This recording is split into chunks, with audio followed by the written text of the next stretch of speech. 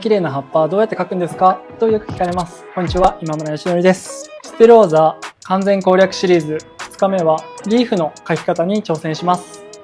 家庭用マシンでもコツさえつかめばしっかり描けるようになります。リーフを描くときはカップの中心付近ですね。ここから描き始めて、まずミルクをここに落とします。で、動かさずに3回振ります。1、2、3。そしたらミルクがこういう風に形作られるんで、ここでミルクが前に出る力がなくなって止まり始めたら、初めて下がり始め。1、2、3。この端っこまで下がります。カップの端まで下がったら、あとはここでハートを作るイメージ。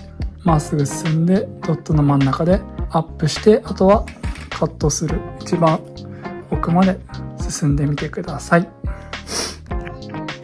シングルリーフはかさ上げを多めに入れるのがポイントです。ラインが出たらその場で3回振って、その後素早く下がります。上の方でハートを作ったら、あとは奥までカットスルーすると完成です。かさ上げが少ないと絵柄のサイズが大きくなって描きにくくなります。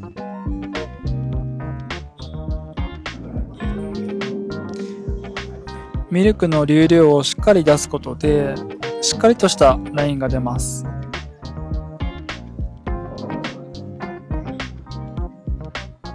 カットスルーする時の流量を増やすことでしっかりとした引き込みができるので綺麗に仕上がります。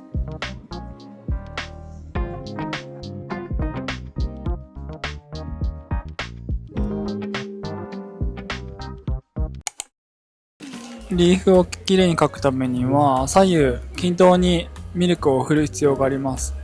水入れをするときはピッチャーの上に棒を置いて左右対称にミルクが振れるようにするといいと思います。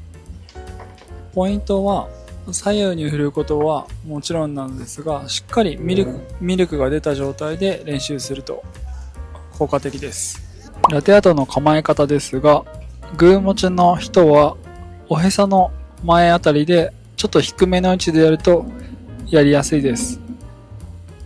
ペン持ちの人はへその前じゃなくてちょっと上、目の前ぐらいでやるとやりやすいですね。肘を上げて直線的に構えるとやりやすいですね。肘からミルクが出ているイメージを持つといいかなと思います。カップの傾け方ですが、取っ手を自分の方に6時に持っていって3時から9時に向かって軸があるイメージで描くといいですね。よくありがちな失敗例は自分の方向に傾ける。ラテアートの液面を見たいのでこういう風に傾ける方が多いかなと思います。逆に自分より向こう側に傾けることもあるので、とにかくまっすぐ傾けるようにするといいです。失敗例その1、振りが速すぎる。ピッチャーを振るスピードが速すぎると不規則な葉っぱになりがちで、綺麗にミルクが乗りません。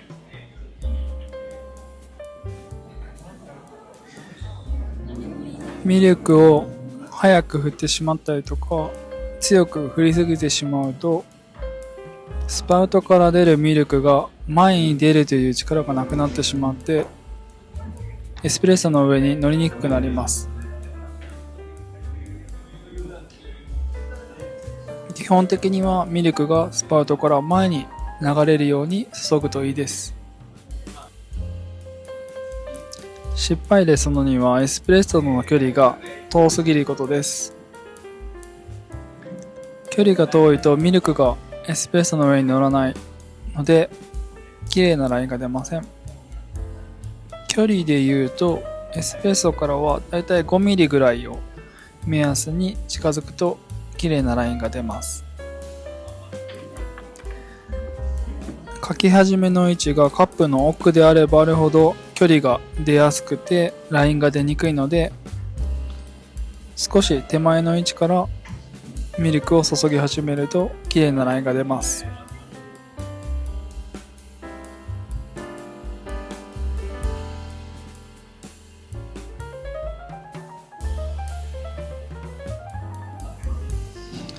失敗例その3はフォームの量が多すぎです。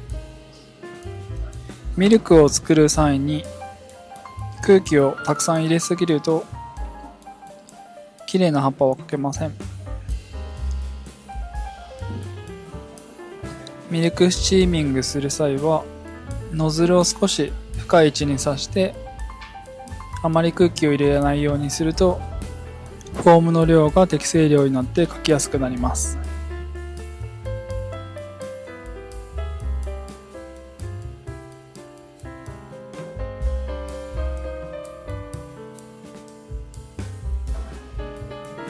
失敗例その4は描き始めの場所がカップの奥すぎるパターンです。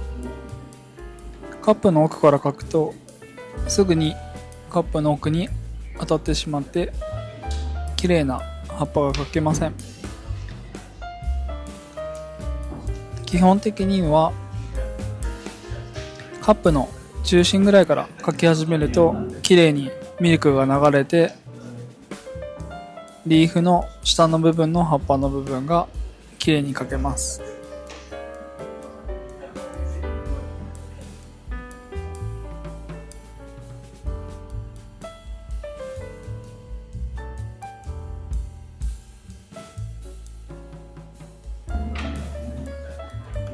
失敗例その後は注ぎ始めてすぐに下がってしまうことです。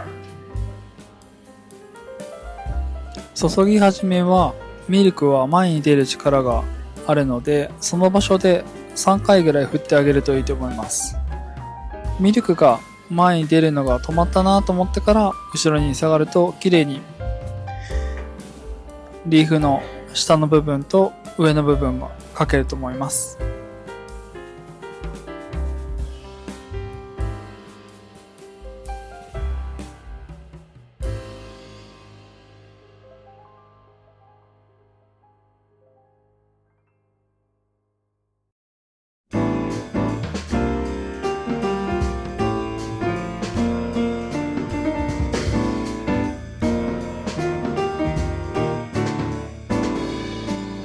今回はリーフの描き方を解説しました。家庭用でもここまで綺麗なリーフが描けるんです。次回はスワン。難易度は一気に上がりますが楽しいです。このシリーズが役立ったなと思ったらぜひチャンネル登録お願いします。